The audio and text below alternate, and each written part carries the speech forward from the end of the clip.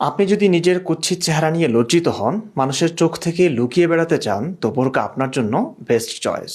আপনার যদি রোজ ঘর থেকে বের হতে হয় কলেজ, অফিস বা কর্মক্ষেত্রে, এবং এতবার ড্রেস চেঞ্জ করা, সাজগোজ করা আপনার জন্য বিরক্তিকর মনে হয়, তখন বোরকা একটি ভালো অপশন আপনার জন্য।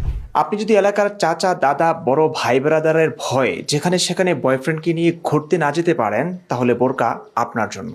আপনার যদি একাধিক বয়ফ্রেন্ড থাকে, একজনের সামনে দিয়েই আরেকজনের সাথে ঘুরতে চান, প্রেমলীলা চালাতে চান, তাহলে বোরকাই একমাত্র সমাধান। আপনি যদি পরিচয় গোপন রেখে দেহ ব্যবসা করতে চান, তবে বোরকাই একমাত্র সমাধান। আপনি যদি ইমো ফ্রিল্যান্সিং করতে চান এবং মুখ না দেখিয়ে বুক দেখাতে চান, পরিচয় গোপন রেখে শরীর প্রদর্শনী টাইপ জনপ্রিয় সেবা দিতে চান, তবে হিজাব আপনার জন্য নিরাপদ অপশন। আপনি একজন পুরুষ, আপনার প্রেমিকার সঙ্গে দেখা করার সুযোগ নেই, হোস্টেলে বা বাড়িতে সবার সামনে দিয়ে দেখা করতে চান, এই বোরকা আপনার জন্য। আপনি কি আপনার শত্রুকে সামনে গিয়ে নিজেকে অপ্রকাশ করে মারতে চান, তো বোরকাই একমাত্র সুন্দর সমাধান। আপনি কি দিন দুপুরবেলা ব্যাংক থেকে সদ্য টাকা তুলে গুনতে থাকা কোনো গ্রাহকের টাকা ছো মেরে ছিনিয়ে নিয়ে ভিড়ের মাঝে হারিয়ে যেতে চান এবং চান পুলিশের জন্য আপনাকে দেখেও শনাক্ত করতে না পারে, তাহলে বোরকাই উপযুক্ত সমাধান। আপনি যদি নিষিদ্ধ সংগঠনের কর্মী হন, পুলিশের চোখ থেকে বাঁচতে চান, তবে বোরকা আপনার জন্য। আপনি যদি গরিব হন, অনেক পোশাক কেনার সাধ্য নেই এবং এটি মানুষকে জানান দিতেও লজ্জিত বোধ করেন, তবে বোরকা আপনার জন্য। আপনি যদি গরমে কষ্ট পেতে চান, ঘামতে চান, স্কিনে সূর্যের আলো নেওয়া, ভিটামিন ডি নেওয়া ইত্যাদি এড়াতে চান এবং হাওয়া বাতাস লেগে শরীরের প্রশান্তি আটকাতে চান, তাহলে বোরকা আপনার জন্য। আপনি যদি লাল বাবার ব্যবসা করতে চান আপনার বউকে দিয়ে, সবচেয়ে নিরাপদে গ্রাহকের কাছে পৌঁছে দিতে চান লাল ট্যাবলেট, তাহলে বোরকা আপনার বউর জন্য একটি নিরাপদ অপশন।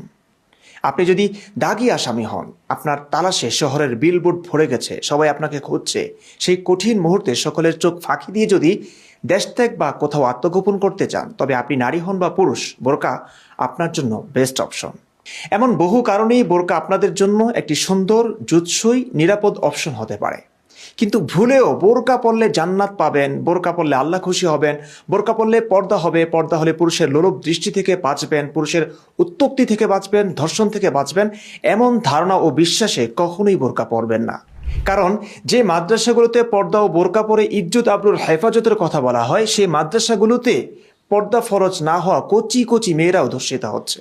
এমনকি আল্লাহ যাদের জন্য পর্দা ফরজ করেননি, সেই নিষ্পাপ ছেলেরাও বলাৎকারের শিকার হচ্ছে। এমনকি যে ধর্মীয় বিধানকে সম্মান করতে গিয়ে ঐশী বিধান মেনে বোরকা হিজাবের অন্ধকারে পুড়ছেন নিজেকে, সেই ধর্মের আল্লাহ মক্কার 13 বছর এবং মদিনার 5 বছর, মোট 18 বছর পর্যন্ত এই বোরকা বা পর্দা প্রথার প্রয়োজনই অনুভব করেননি। হিজরতের 5ম বছর গিয়ে এক ওমরের কথায় নবী পর্দার বিধান নাজিলের প্রয়োজন